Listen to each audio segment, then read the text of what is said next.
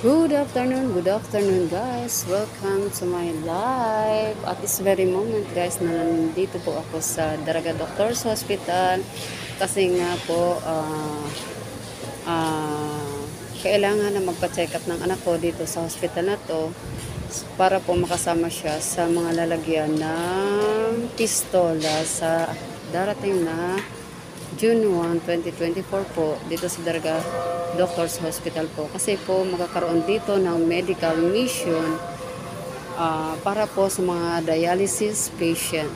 Yan kasi guys, sabi po ng doktor ng anak ko ni Dr. Wong, if bibilhin po yung pistola, it worth 30,000 po.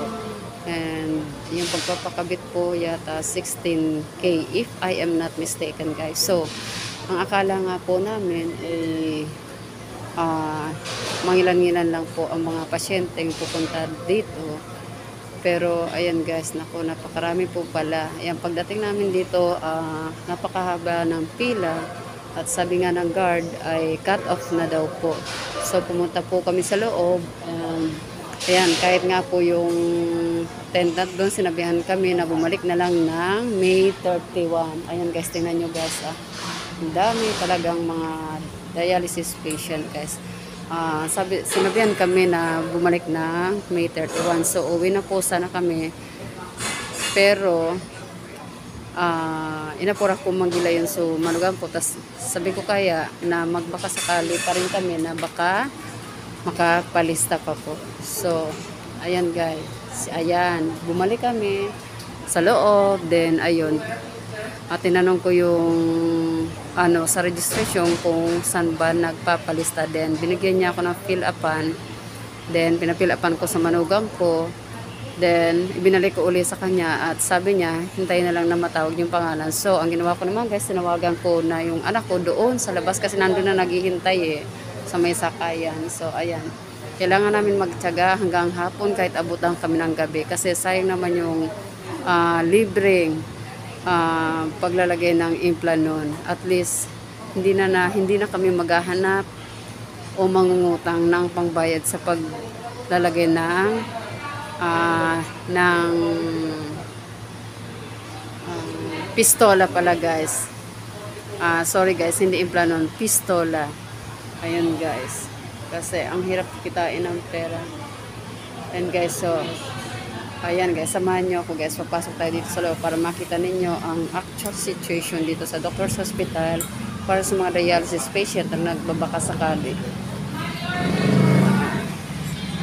Ayan guys. So ganito karami. Ayan. Gro-roll call na po ng mga pasyente. Maloloy. Sa Petino. Ayan guys, so malakas na nagro-roll call na guys yung mga pasyente. Ayan, tingnan nyo guys, mga dialysis patient mula sa iba't ibang lugar na nagbabakasakali na makasama rin sila sa libreng paglalagay ng pistola guys para sa dialysis. Ayan guys, ang dami.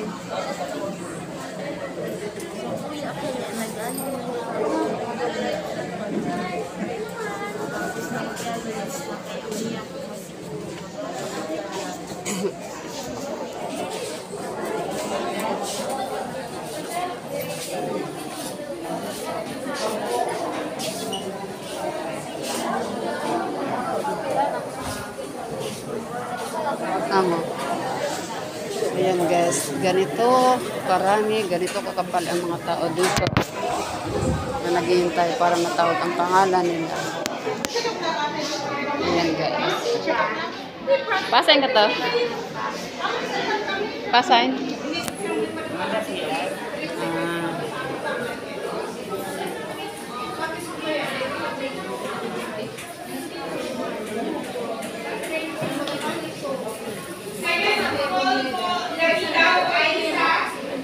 Ng Rebocono Maintenance Lanegao Atenao Aisa Bansaluas Austria Karel. Kaya marala nga. Austria,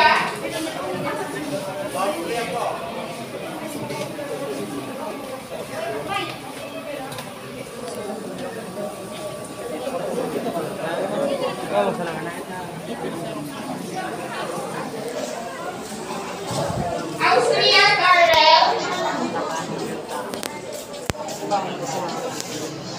Austria, Darrell.